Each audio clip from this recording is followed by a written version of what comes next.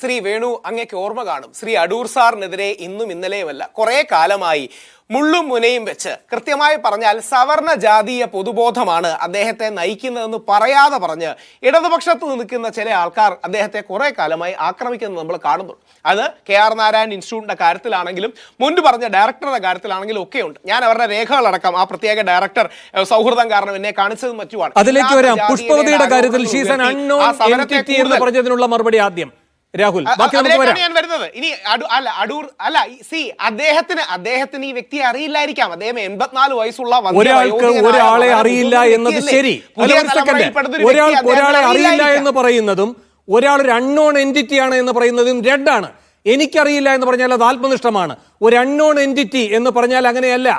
എനിക്ക് അറിയാത്ത ഒരാൾ നിങ്ങൾക്കും അറിയാൻ പാടില്ലാത്ത ഒരാളായിരിക്കണം. അങ്ങനെ ഒരാൾ നിലനിൽക്കുന്നില്ല എന്നാണ് പറയുന്നതിന്റെ അർത്ഥം.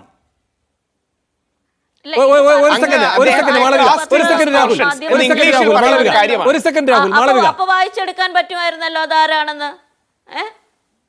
അല്ല, ഇത് നമ്മളൊക്കെ ഞാൻ പറഞ്ഞ പല മീഡിയ റിപ്പോർട്ടുകളിലും അദ്ദേഹം ആരാണെന്ന് വളരെ ക്ലിയർ ആയിട്ട് വന്നിട്ടുണ്ടായിരുന്നല്ലോ.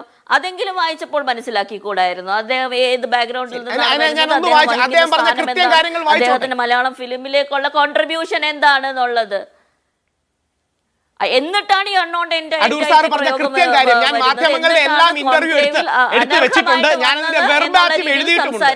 ഞാനൊന്ന് വായിച്ചോട്ടെ. നമ്മുടെ രാജ്യം പത്മവിഭൂഷണം നൽകി ആദരിച്ച, പത്മഭൂഷൺ നൽകി ആദരിച്ച, ദാദാസാഹിബ് ഫാൽക്കെ അവാർഡ് നൽകി ആദരിച്ച 84 വയസ്സുള്ള മലയാള സിനിമയെ ലോക സിനിമയിൽ അല്ലെങ്കിൽ ലോക ഭൂപടത്തിൽ രേഖപ്പെടുത്തിയ ഒരു വ്യക്തിയെ അധിക്ഷേപിക്കാനും സോഷ്യൽ മീഡിയയിൽ കടന്നാക്രമിക്കാനും ചെയ്യുന്നതിൽ അർത്ഥമില്ല. അദ്ദേഹം പറഞ്ഞതിന്റെ ഉദ്ദേശശുദ്ധി എന്താണ്? അദ്ദേഹം പറഞ്ഞതിന്റെ ഉദ്ദേശശുദ്ധി എന്ന് പറയുന്നത് അതെ. വെർബാറ്റ് ഞാൻ എടുത്തു വെച്ചിട്ടുണ്ട്.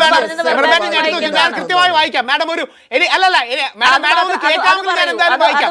ഇപ്പൊ മാഡം ഈ ചെയ്യുന്ന അനൗച അല്ല ഒരു സെക്കൻഡ് അല്ല മാളവിക മാഡം ഇപ്പം ചെയ്യുന്ന അനൗചിത്യം ചെയ്യരുത്. മാഡം പറയട്ടെ. മാഡം ഒരു സെക്കൻഡ് പറയട്ടെ. മാളവിക മാഡം ഇപ്പം ചെയ്ത അനൗചിത്യം ചെയ്യരുതെന്നായിരിക്കും അടൂർ ഗോപാലകൃഷ്ണൻ സാർ ഉദ്ദേശിച്ചത്. അതായത് വേറൊരാൾ അയാളുടെ അവസരത്തിൽ പറയുമ്പോൾ അനൗചിത്യത്തോടെ കയറി ഇടപെടരുത് എന്നായിരിക്കും അദ്ദേഹം ഉദ്ദേശിച്ചത്. ഞാൻ ആ പറയുന്നതിൽ ജാതിയൊന്നുമില്ല. അദ്ദേഹം കൃത്യമായി പറഞ്ഞത് എന്താ? പിന്നോക്കാവസ്ഥയിലുള്ള പ്രതിനിധികൾക്ക് അവസരം എന്ന നിലയിലാണ് സർക്കാർ ഗ്രാന്റ് നൽകുന്നത്. ഒരു സിനിമ എടുത്ത ശേഷം അപ്രത്യക്ഷമാകേണ്ടവരല്ല അവർ. അതിനാൽ അവർക്ക് പരിശീലനമടക്കം നൽകണമെന്നാണ് പറഞ്ഞത്. സിനിമാ ചിത്രീകരണത്തെക്കുറിച്ച് അറിവില്ലാത്തതൊരു പ്രശ്നമാണ്. അവർക്ക് ആവശ്യമായ പരിശീലനം നൽകിയാൽ പിന്നീട് ഈ രംഗത്ത് തന്നെ പ്രവർത്തിക്കാനുള്ള ആത്മവിശ്വാസവും അറിവും ലഭിക്കും. അടുത്തത്, ആദ്യമായി സിനിമ എടുക്കുന്നവർക്ക് 1.5 കോടി എന്നുള്ള വലിയൊരു തുകയാണ് അല്ലേ? ഇനി 2, KSFDCയിലെ മെൽബിൻ മാത്യു, അദ്ദേഹം അവിടുത്തെ ഡയറക്ടറാണ്, ബോർഡ് ഡയറക്ടറാണ്. അദ്ദേഹം എനിക്ക് നമ്മുടെ ചർച്ചകൾക്കടക്കം പല ചർച്ചകളുടെയും മെസ്സേജ് അയച്ചു. അദ്ദേഹം പറഞ്ഞു അങ്ങനെ പല സിനിമകൾക്കും 1.5 കോടി പോകുമ്പോൾ കഴിഞ്ഞ സിനിമയ്ക്ക് 50,000 രൂപ മാത്രമാണ് തിരിച്ചു കിട്ടിയതെന്ന്. അപ്പൊ സസ്റ്റൈനബിലിറ്റി എന്നൊരു വിഷയമില്ലേ? 30 ദിവസത്തിനുള്ളിൽ ഞാൻ പല കാര്യങ്ങളിലേക്ക് പോകരുത്. അതാണ് മാളവിക ചൂണ്ടിക്കാട്ടിയത്. പക്ഷേ അടൂർ എന്നതൊരു വ്യക്തിയല്ല, ഒരു മനോഭാവമാണ്. താങ്കളുടെ പ്രതികരണത്തിൽ നിന്ന് താങ്കളുടെ പ്രതികരണത്തിൽ നിന്ന് വ്യക്തമായി. കാരണം താങ്കൾ എന്താ പറഞ്ഞത്? ഇപ്പൊ മാളവിക കാണിക്കുന്ന അനൗചിത്യത്തെ പറ്റിയാണ് ഇന്നലെ അടൂരും പറഞ്ഞത് എന്ന്. മാളവിക എന്താ പറഞ്ഞത്? താങ്കൾ അദ്ദേഹത്തെ പറ്റി എസ്സേ രചിക്കുന്നത് പോലെ ഒരു സെക്കൻഡ് അങ്ങ് അടൂരിനെ പറ്റി വിശേഷണ പദങ്ങൾ എഴുതി തയ്യാറാക്കി കൊണ്ടുവന്ന് അത് പറയുന്നത് പോലെയായിരുന്നു. ഇവിടുത്തെ വിഷയത്തിൽ ഊന്നണമെന്നാണ് മാളവിക പറഞ്ഞത്. അൺനോൺ എൻറ്റിറ്റി എന്ന് പുഷ്പവതിയെ പറ്റി ഒരു സെക്കൻഡ് അൺനോൺ എൻറ്റിറ്റി എന്ന് പുഷ്പവതിയെ പറ്റി അടൂർ ഗോപാലകൃഷ്ണൻ പറഞ്ഞത് ശരിയാണോ അങ്ങയുടെ നോട്ടത്തിൽ?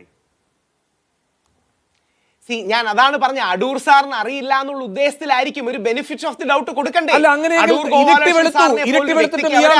ബോധം വരാത്തത്